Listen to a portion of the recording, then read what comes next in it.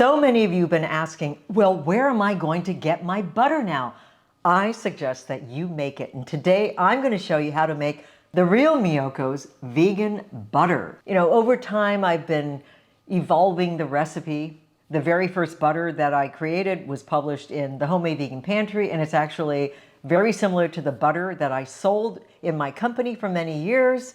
That recipe was based on the Homemade Vegan Pantry, but I've simplified the butter recipe. I found a brand new technique which is published in the Vegan Creamery right here. There's several butter recipes using the same technique, made with only 3 ingredients plus salt, that's optional, and no emulsifier, no lecithin of any kind. So this butter is made out of 2 different oils.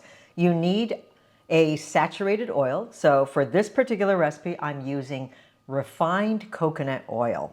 And then you need a liquid oil. Now that liquid oil could be avocado oil, could be sunflower oil, whatever liquid oil that's neutral in flavor is what you want. The third ingredient is some kind of plant milk. Now it can be soy milk that you buy at the store, or cashew milk, or oat milk. Almond milk doesn't really work so well, it's too watery. But the real key to making a superior butter, adding that cultured flavor, is to culture your milk. So I'm going to show you how to make your own cashew milk and how to culture it to bring down the pH and deliver those lovely cultured notes that will give it that European quality that you're looking for.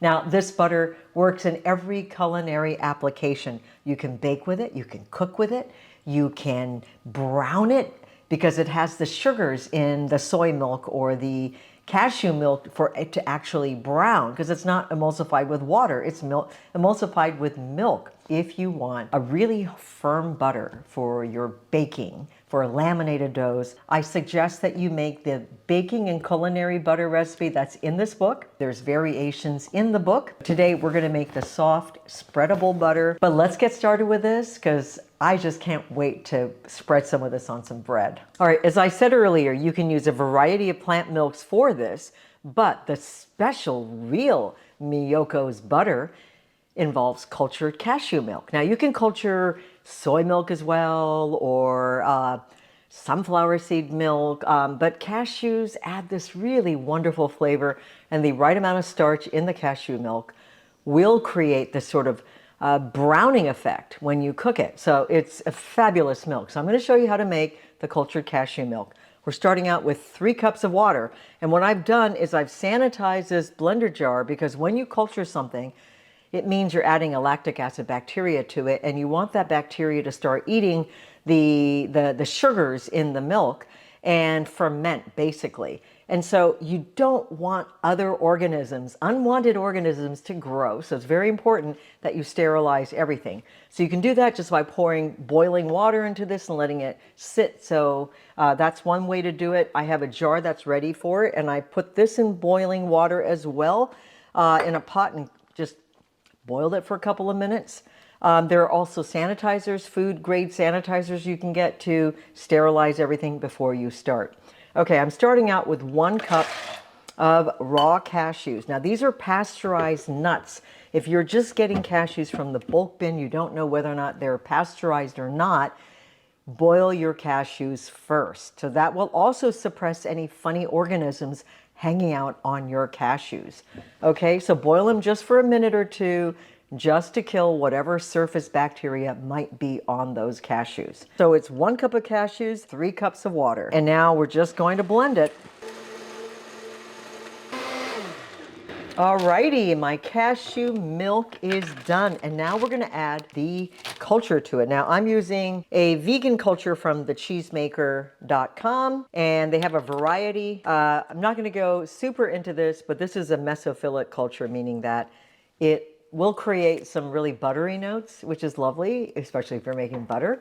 And you want to keep the temperature for fermentation somewhere around 85 to 90 degrees. Try not to go above that. If you have a thermophilic culture, that means it loves warm temperatures.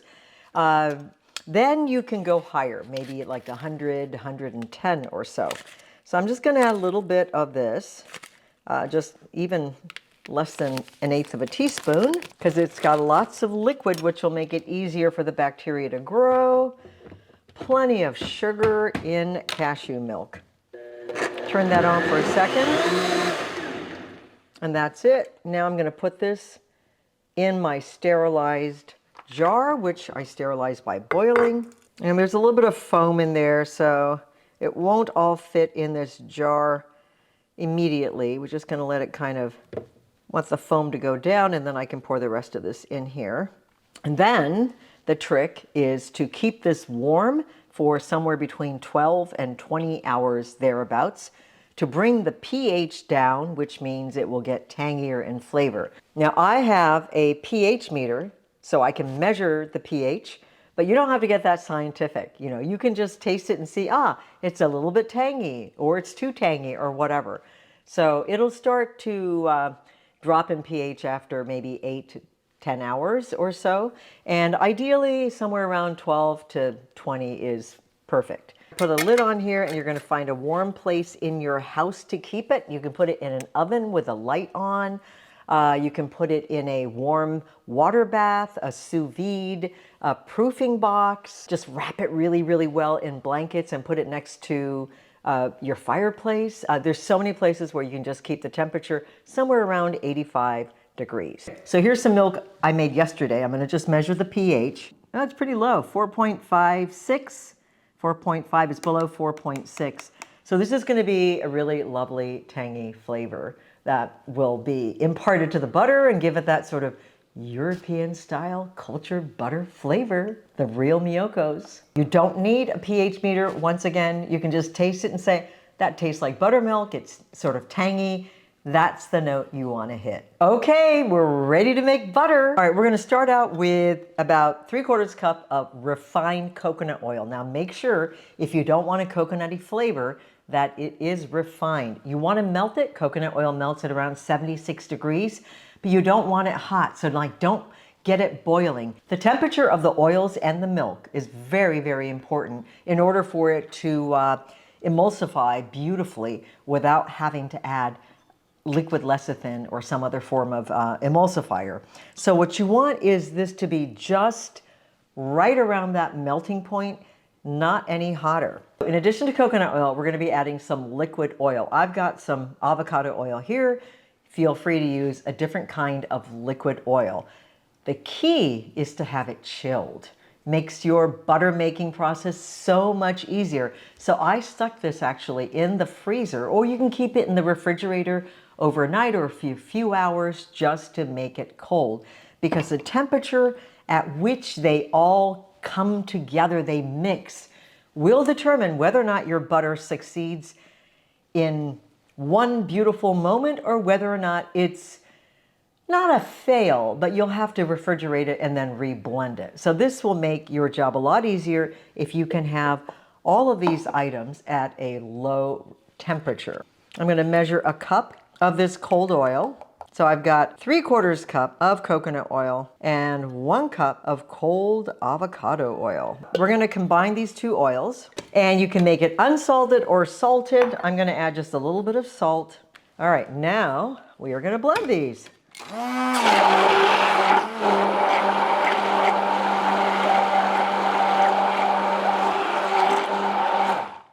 And it's going to turn sort of like this, sort of white, like a salad dressing. And now we're going to start adding our cold milk. It's not super cold, but because I had it fermenting, so it's not really cold. This may not whip up completely. Whoopsie.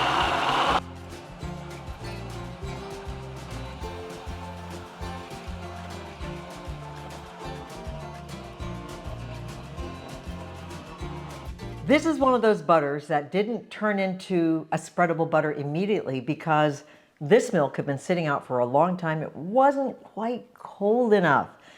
The perfect temperature to achieve when you do this is around 55 degrees, which is when the butter all comes together. So if you watch my Instagram reel where I make the butter and it all comes together in this beautiful 30 seconds or so, then you'll know what it looks like. It looks like mayonnaise. Now, I want to show you what happens when I put this in the freezer for a little bit and re-whip it. Okay, I put this in the freezer for about 20 minutes and the top is already nice and hard, liquid on the middle, in the middle. I think it's going to churn now. So let's give it a try.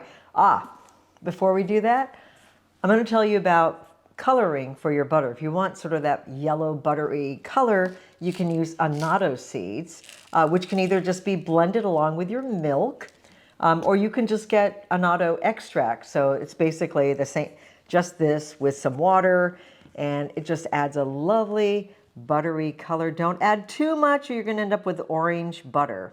So I'm just gonna add a little bit to that. This butter I made earlier has no color, but you'll see the difference. All right, I'm gonna churn it now. I think it's going to churn.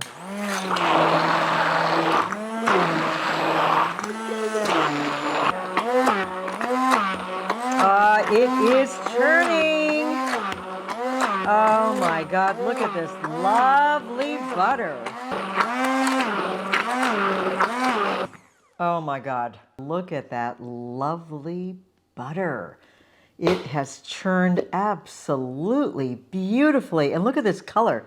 So this is without annatto. This is with annatto. It's got this lovely creamy butter color. And this will firm up as we refrigerate it. I just pulled this out of the refrigerator. Look at that.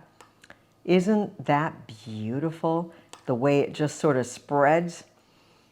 And then if you leave it in the refrigerator longer, it's going to get nice and firm like this, but still spreadable. Well, the truth is in the tasting, as they always say. And I'm going to just spread some on some bread. Oh my God, it looks so good. So yummy. Thanks for watching today and learning how to make the real Miyoko's butter. See you again next time.